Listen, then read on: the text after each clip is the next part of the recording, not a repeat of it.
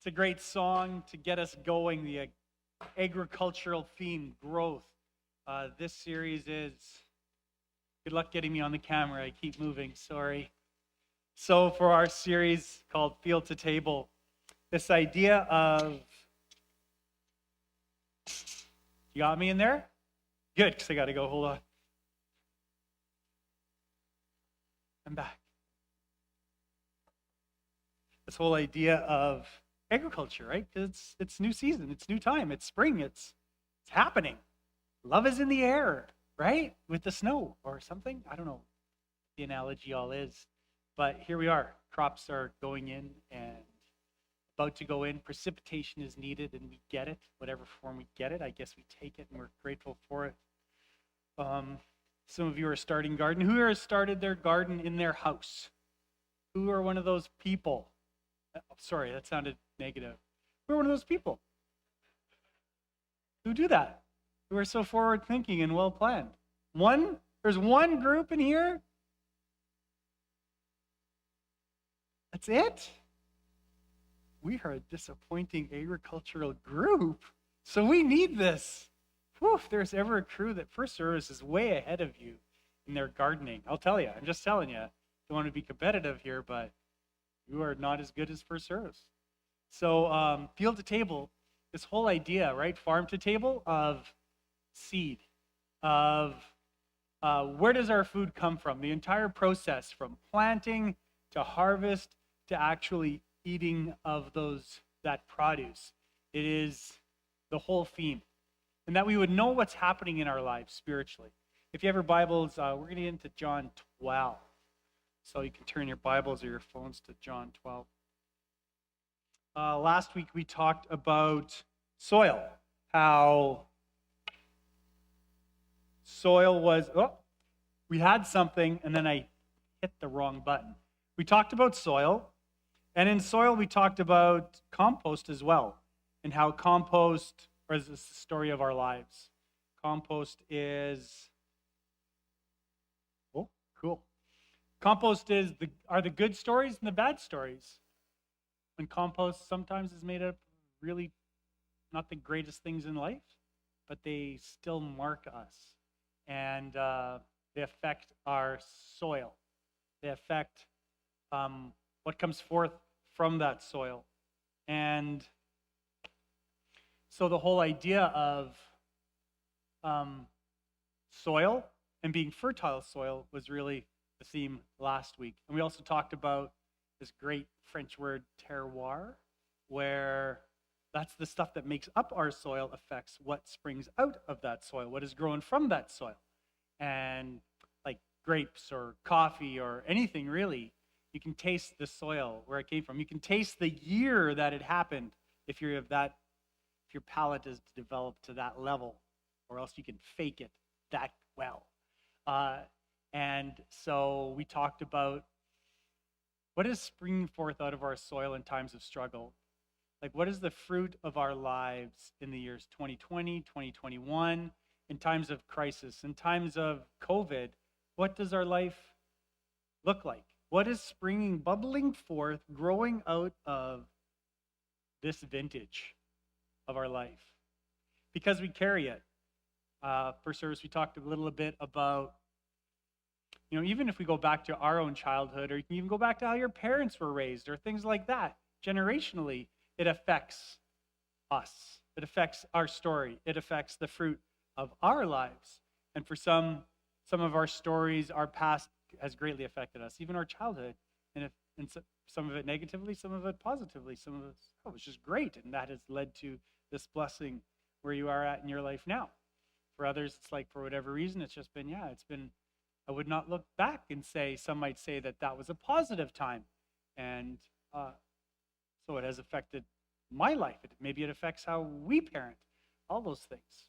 So it affects us. And what I'd like to say today is the foundation of all that is soil, right? What we are growing in. But where we're going to go in this series this week is seed. Now, seed, I was trying to what seed could I get? So I went under the sink and just grabbed the biggest seed that I could find. Turns out it's where you keep the seed. This is a bean seed. And in this seed, everything for new life to spring forth, everything is in this seed, which is incredible. Like, it really is. That is the thing where we can actually look at this seed and new life will spring forth from it. It doesn't seem that active, does not seem that powerful, and yet the power of life is in this seed. So as we talk about it today, where Jesus is going to take us in John 12 is that really everyone is a seed. But what are we going to do with this? What are we going to allow to have happen to the seed of our lives? Now, here's a little lesson for you. I think I took this from a grade 3 curriculum online. So maybe this is a universal thing. This is a very popular picture. These are the 3 basic marks to a seed, components to a seed. The first, so here's a little lesson for you. Teachers out there, you can use this if you wish. A is the food source. And you can see how, like, Jesus uses agricultural references all the time, metaphors. So it would have been, the people would have understood this, and I hope there's something for us to understand as well. This is a seed, 3 main components. A is the food source, kind of where the energy, the food comes from. So it's called the endosperm if you want. You can giggle if you're immature. And he's the first one. That's sad. Sad. So that's the food source where the energy comes from. B is the embryo. Some parents are going to have to go have a conversation now. So that's good. B is the embryo. It's like you can see the little plant in there, right? The little roots and little leaves, that's where it's going to kind of come from. You can see that that's going to come from that place. And then C is the seed coat, this protective coating. You can see it's all encapsulated within that seed coat. All those things, we can apply that to our lives. We can talk about, because a lot of this series is personal growth, like spiritual growth. We're all responsible for our own spiritual growth. Is it supposed to be lived out in community? Absolutely. Should our church be a resource? Absolutely. But we all, whatever age we are responsible for our own spiritual growth. So how is that happening? We're going to talk about that a little bit today and throughout the rest of this series. So John 12, if you have your Bibles, verse 23 is where we're going to start. And we won't go to 36 that far. We'll probably just go to like 26, if you're wondering. So John 12. And here, this is Passover Sunday, or not Passover, Palm Sunday has just happened. Jesus has entered the city. And I'll start in verse 20. And the heading is Jesus predicts his death. So today is all about death. Not that so. I hope it's life-giving, because it should be, because that's the whole point of death in this morning. But we're going to talk a lot about it. So John 12:20. And Jesus predicts his own death here. So it's Easter week here, which we've just been through. And it starts like this. Some Greeks who had come to Jerusalem for the Passover celebration paid a visit to Philip, who was from Bethsaida in Galilee. They said, "Sir, we want to meet Jesus." So the Greeks are there. They want to learn more. And Philip told Andrew about it, and they went together to ask Jesus. And Jesus replied, now it's kind of a strange response to a group of people who have come to meet you. Is Jesus saying, look, I don't have time for this? Or he's letting them in on something? Not entirely sure. But this is Jesus' reply to their request. Now the time has come for the Son of Man to enter into his glory. I tell you the truth. Unless a kernel of wheat is planted in the soil and dies, it remains alone. But its death will produce many new kernels, a plentiful harvest of new lives. So here, Jesus knows he must die. And here he uses like this very practical, natural law of increase. Something has to die. This seed has to die before something is growing from it. It cannot remain in this state and produce new life. We all know that. So Jesus uses that natural law of increase to talk about a universal truth, a spiritual truth that is truth for everyone. And even in verse 24, he says, I tell you the truth. older translation or different translation that maybe some of us grew up with is like, verily, verily, I say unto you. Some of your translations will have that. Whenever you see that, it's like, I am about to declare something like a big truth here. Verily, verily, listen up. So he says, I tell you the truth, unless a kernel of wheat is planted in the soil and dies. Now, death bringing about life should not surprise us, right? Like you hear this and you go, yeah, I get it. Like grade 3, the seed, we understand. And what was interesting to me as I was working through this, one of the thoughts for me was, like, really, we're the only beings on earth that understand we're going to die. I think that's fair to say. Like everyone else everything else is kind of going through. We know we're going to die. We know of our eventual demise. Talk about a fun topic for the morning, eh? But it's a truth. We know it. And often we spend the rest of our lives avoiding that or denying that or trying to escape that.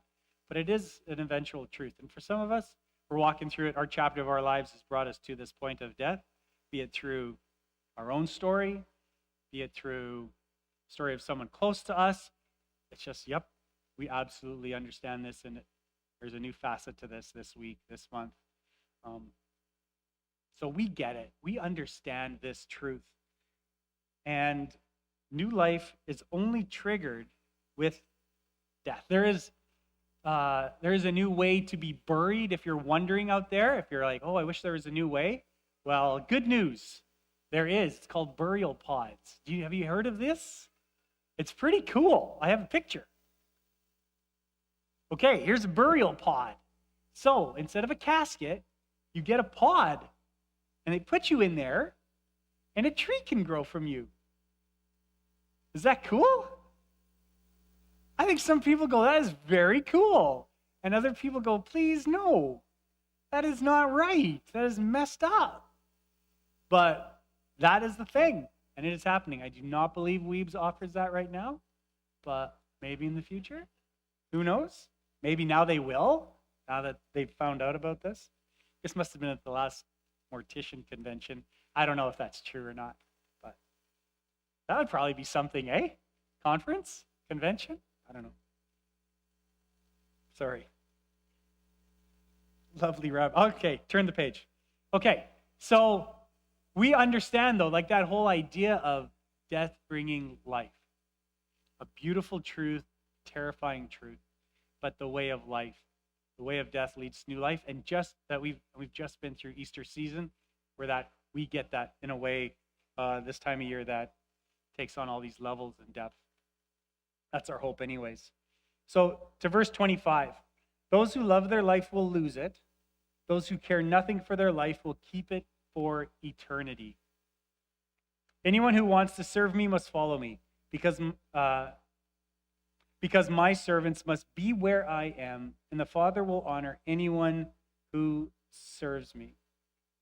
So to die to ourselves, our own selfish ambition, is the whole point of life. To die is the whole point of life. What an irony that that's the way it works. And then verse 26, anyone who wants to serve me must follow me. If anyone has declared Jesus is Lord, or believes this is the way, this is for us. This is for you. Anyone. It's not for some followers, but not for all followers. This is a universal truth that you, like, verily, verily, listen up. I have something to tell you. Anyone. Remember that word. That's you if you're a follower of Christ. If you're not, this could apply to you if you would like to go in that direction. I encourage you to. Little side note. So following Jesus, and there's something in this that you've already died. If you're a follower of Jesus, you've already died. Throughout the New Testament, there are these teachings, these verses that as a follower of Christ, you are dead. Galatians 5:24. Now those who belong to Christ Jesus have crucified the flesh with its passions and desires. Crucified, dead. Your old passions and desires are dead. Romans 6:4-5. We have been buried with him through baptism into death. That whole idea of baptism, it often comes up, like, is baptism still a thing? Do we need to be baptized? Here it was raised from the dead through the glory of the Father, so we too might walk in newness of life. His death became our death, so that his life might become our life. So baptism is that, we are in on the journey with Jesus because Jesus is in on the journey with us. Just a beautiful truth that's symbolized through baptism. But that whole thing of being buried, of death to new life. And then Colossians 3:3. For you died to this life, and your real life is hidden with Christ in God.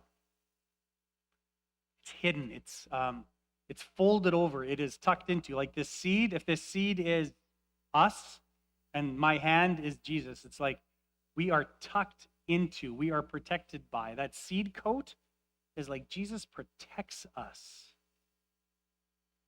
What a beautiful truth. As a seed coat, we're protected by Jesus. Now, for service, I asked a question. So we're going to do an interactive thing because we know each other. We're close. We can do this. So as you listen, as you read these 4 verses, as they're spoken aloud to you, is there a word or words? What comes to your mind? Give me something. What do you hear? What do you feel?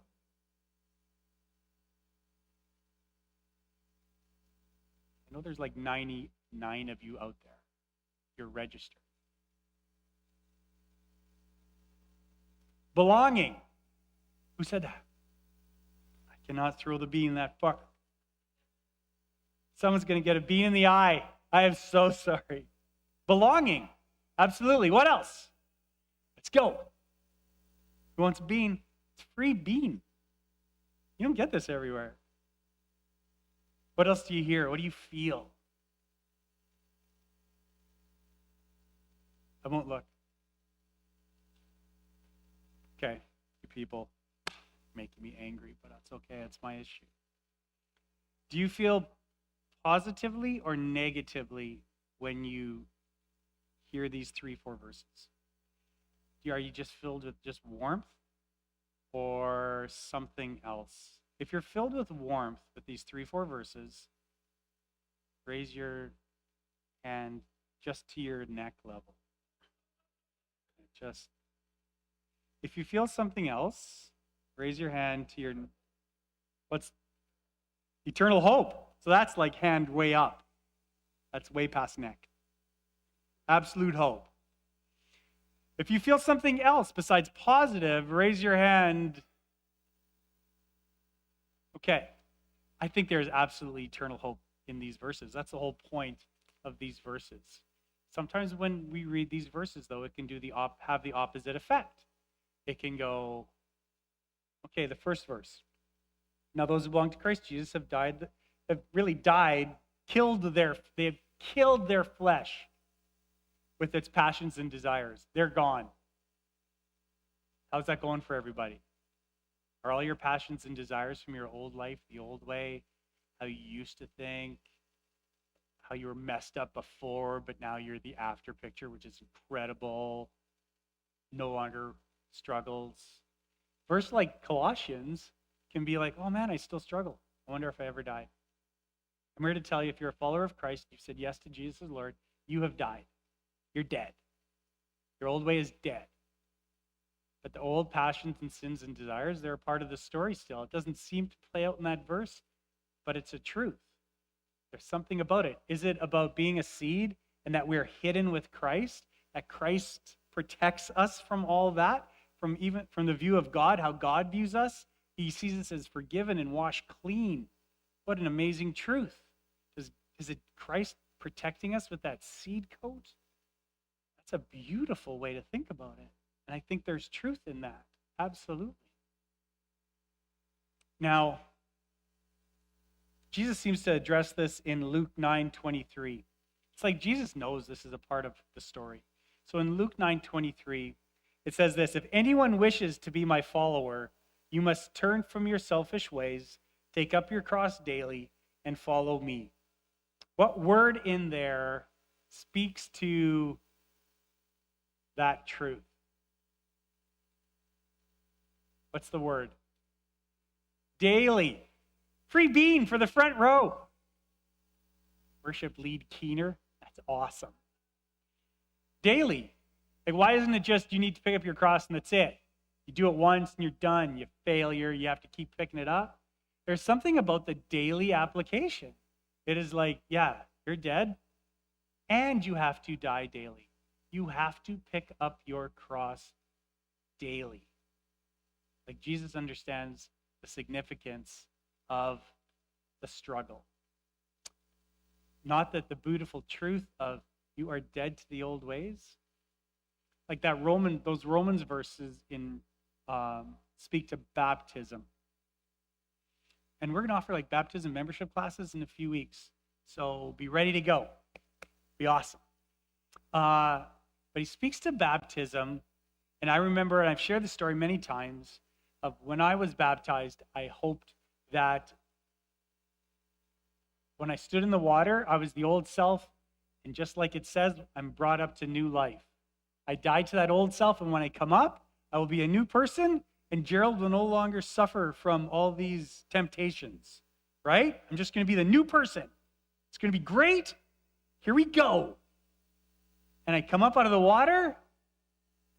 It's like, I feel the same. Where's the miracle? I was hoping for a miracle. Like, it would be like, I don't ask for the dove. Like, that's Jesus gets the dove and the voice. But I was hoping for something, I think, more. Now, for some people, that seems to happen, where they have a clear moment experience of baptism, which is beautiful and incredible. It didn't seem to be my way. And I remember it did a number on me. I was like, oh, I'm still going to struggle with bad thoughts. And I'm going to struggle with just being me, and all those things. And didn't understand I was younger, right? I didn't understand the beautiful truth that you have died to sin. Struggle is real. Here we go. I love you. You can do this through me. But I love you no matter what. I loved you before you went into the water. I loved you underwater. I loved you out of the water. I loved you on the beach. On the way, I'll stop now. In the car, no. I love you. Nothing can separate you from my love. Pick up your cross daily, still a charge to you. It's just the truth. Remember that seed coat, right? There's something in us, because what I was talking about before is a performance-based faith. And it's like, you look at this seed, and is this seed, can it do anything? Like Jesus is talking about, you need to be like that seed. But what's the seed doing? It's not really an action item here or an action object. Really what it is really it's just dormant. It's in the fetal position here. And it needs to allow itself to be buried in the soil, which is what we talked about last week. So if I have this soil, you put it in this cup at the top of my head. And this good earth, this good compost, this dirt that's combined, the seed needs to get into the dirt. If you have that next picture, like that seed coat has to crack open. If that seed coat remains completely around this seed, nothing is going to happen. But the right things have to be going on in life for that seed coat to crack open. That seed has to allow itself, I guess in our case, if we are the seed, to get into the soil and to be planted and to be covered. But it's really nothing that seed is doing. That seed is allowing the right elements to come into play so that seed can produce a harvest of, 30, 60, 100 times what we talked about last week. It's not through the amazingness of the seed alone. That seed needs the soil. And then next week, we're going to talk about what else is needed. But that seed needs to crack its seed coat open. Jesus talks about whoever wants to save their life will lose it. If I just want to be this seed forever, I just want to live in a protective way, don't want anything to really affect me, I don't want anything bad to happen, I want to my way. This is a selfish way of living. If I just live out here, but what does it say? You will be alone. That seed is alone. And here Jesus invites us to die, and through that ironic, beautiful truth, that we will find new life. You won't be alone, ever. You will have Jesus. The hard part isn't in the doing, right? It's not performance-based. The hard part really is in the allowing.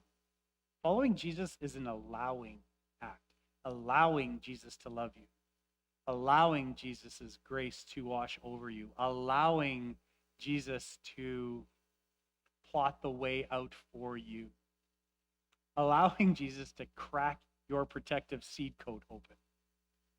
You have to be vulnerable. You have to be available. You have to be that terrible word obedient.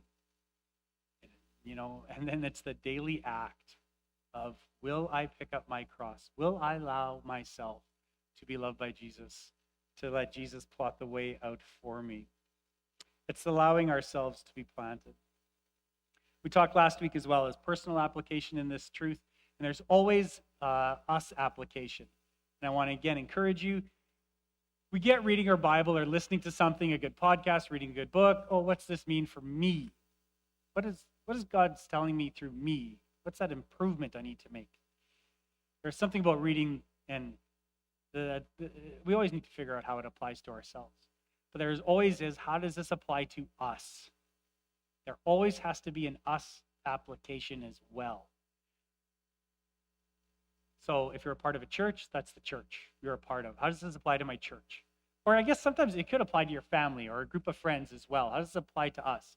But we cannot read the Bible of, oh, this applies to you that way because you're so wrong, you need to listen to this. But like, this could be for us in kingdom living. Don't use the Bible like that. Don't use the Spirit of God like that. That does tend to happen nowadays. But there has to be an us application. If you don't have an us application, find an us. Sometimes that's easy and sometimes it's not so easy. But it's really important. So the personal application, the first thing is that little figure. See that little figure in the corner? We chose that figure on purpose. It's a cute little figure. It's really important that we practice what we do. And there is, if I go back, not that way, this way, it's allowing ourselves to be planted. It's allowing ourselves to, well, what's the term? To practice what is already true. A personal application is we need to practice what is already true. You're already forgiven. You are already loved by God. You have already been given a mission. Will you embark on that mission? It's like this truth of, if I can equate it to this, like in marriage. I am married. I got married. We had rehearsal. We got married. We signed something. A lot of you did the same. And you got married at the end of the day. So, am I forgiven? All those things. Why am I still feeling those old passions and desires? I think we can, if we align it, if we use that marriage analogy, it can be like, yeah, I'm married. That is a truth. But if I don't act married, like if I never go, if I don't ever live in the same house, if I keep dating whoever I'd like to date, then am I still married? On paper, I'm married. But am I following my true course, my true reality of that relationship? I'm not living that out. If you're a fireman and you have a job, you get paid to do it. Like, I'm a fireman. Good for me. Who doesn't want to be a fireman? Well, I don't. I'm not courageous enough. But if you were, it'd be like, I'm a fireman. And like, well, you should go answer your pager. You're like, nah, it'll be fine. We actually pay you to be a fireman. No, but I would like to get paid still. I would like to, why wouldn't you? And I think sometimes we think of that when it comes to being a seed in the kingdom, where we want all the things, all the benefits of being a kingdom person. Like, we've been promised eternity, right? Well, I'm saved, so I'm good to go. And there's something about the practice of being saving, something about of being saved, something about the practice of being a fireman, which is really important to the whole thing. You need to do what you are called to do, what you have agreed to do. And that's why when we are planted as seed, when we say yes to this, there's something about the practice that brings it to life, that brings the truth into reality. Remember, I said this is for everyone. This is for anyone who says this. This is your call. It is not for the other people who are paid to work for the church or any of that. This is for all of us. As a follower of God, this is our calling. for the church application. So that personal application is there's something that's required. The posture of this person. Getting our knees dirty is important. Getting our hands in the dirt. I love the posture of humility of that little figure. It's like, we don't have it all figured out. There's a personal cost. There's a cost to being cracked open. There's also a church cost. There's also a church application. What does this mean for us? Now, for Westside, I'll speak specifically to Westside. Again, the last year and a half, there's been a local mission dream team who's working at what are the needs of the community, what are some strategies to bring forward to elders and to the church for how we can address needs of the community. And we've had some precipitating conversations and opportunities that have happened. And for us as a church, there's things for us to explore suddenly. And in the next few weeks, we're going to have a conversation with this church about some opportunities, about assessing, addressing the needs of our community. Very real, tangible ways. We're just trying to be obedient and available and like, Lord, and we have had conversations in the last 4 or 5 days that are like, we should not be in this room. Like, who are we? We've been invited in. Different levels of government, different organizations are like, we'd like to talk to you. It seems like you guys are talking about this. You've been active in this. And we're like, we don't know what we're doing. What are you talking about? But it seems like there's something that we need to address as a church that we've been invited into. So the next few weeks, there's a proposal coming our way. I don't know if it's what we're supposed to do, but we get to discern as a church together. Is Lord calling us down this path? And if it's not this path, it'll be another path, because there's always a path that we're being called into. It's never like, oh, good, you get together Sunday mornings, good for you, off you go. And it's really important during this time, especially during a time of COVID. Like, we've had conversations and like just this week, like, oh, don't you just feel so persecuted? And I'm like, no, I do not feel persecuted for like the church. That is ridiculous. We have the police show up and help us. What's the opposite of persecution? We are not persecuted. We have the opportunity to explore our faith and the call to explore the kingdom and what God has called next. If you think the church is being persecuted, you need to give your head a shake. That's also another public service announcement. The second part, so the second part is like, well, yeah, just like China. And it's like, no, this is not China. And here's the thing. If it were like China, where's the fastest, most powerful church movement right now? It's in China. You persecute the church goes boom in a good way. Like, that does not stop the kingdom. Persecution does not stop the kingdom. It threatens our way of life and what's easy. All that stuff that we really freak out about. It's another public service. I'll just get off my soapbox.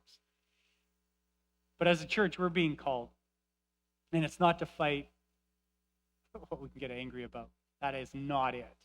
We're called to be light in this community and address the needs of this community. And sometimes I think we can get lost arguing about all that other stuff and getting, I almost said something that would get me fired.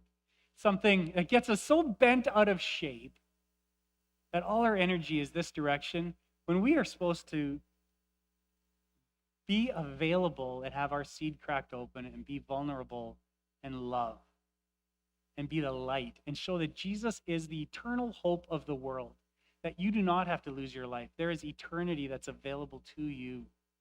That is our call. And that's a fun thing to do. That's a great thing to do. That's a great way to spend your day, your week, your life. That is a wonderful thing to do. And you don't go alone, you walk in community. And we get to explore a harvest of 30, 60, 100 times. That's incredible. So the church application, the next few weeks, there's something there. And that's where baptism membership comes in. Like, we're just organized in a way that when it comes to big stuff, it's our membership that votes. And if you're baptized, you become a member. And it's tied together, and it stinks for some people, and I'm sorry, but there's another one. Get over it. We need you. There's big decisions to be made. We need you. If this is your home, get in all the way. And some of you are all the way in already. Like, you just are. Like, you're a core part of us. Yeah, I'm not a member. I know it's just a thing, but it's a thing in this point of history that's our thing. So we need you. It's me begging you because we need you so bad. And we want to hear from you. So church application, there it is. And then seed. We're all seeds. I'll call the worship team up. I'll close in prayer. They're going to end us with a song. So it's a great way to go out into our week. So, Lord, as we are your people, we just ask that you, well, we know you're going to do your thing. I pray that we don't do our thing of protecting ourselves, not being vulnerable to you. May we be like that seed and just open to what you have in store for us. May we be vulnerable to you, which just means we need to trust you. And wherever anyone is in their journey, Lord, I pray that we just take that next step. For some, it's going to be a small step towards you. For others, it's going to be a huge monster step of saying yes to who you are. So we thank you for this, Lord. Thank you that we are seeds. Amen.